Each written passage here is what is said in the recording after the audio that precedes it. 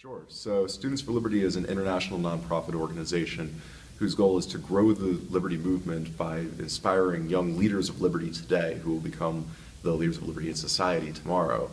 We started out as what was supposed to be a one-time 30-person student conference at Columbia University that attracted 100 attendees from 42 schools in 3 countries,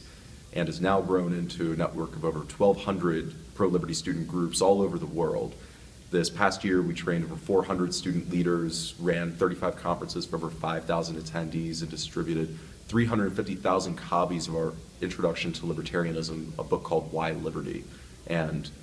as exciting as the growth over the past 6 years has been, I'm even more excited about the growth for the next 6 years because there are no signs of plateauing right now.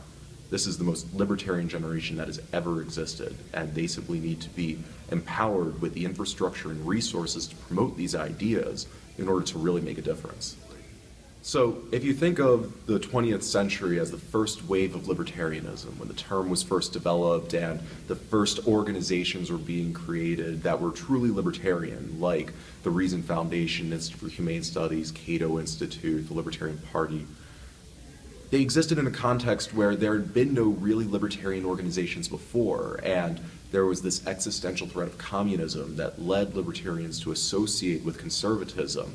that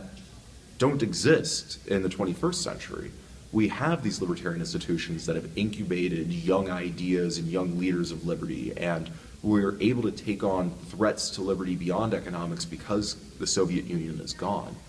So what we see is young libertarians really leading this effort to emphasize the inclusive aspects of libertarianism, the values such as toleration and support for not just economic but social freedoms, that leads us to collaborate not just with the right but also with the left and bring more people in by emphasizing that we're going to focus on the 90% of issues we have in common rather than the 10% of issues where we disagree that in the 20th century led to a lot of what we jokingly call excommunications and various factions of the movement that I think we're moving away from, or at least young people are moving away from in libertarianism today.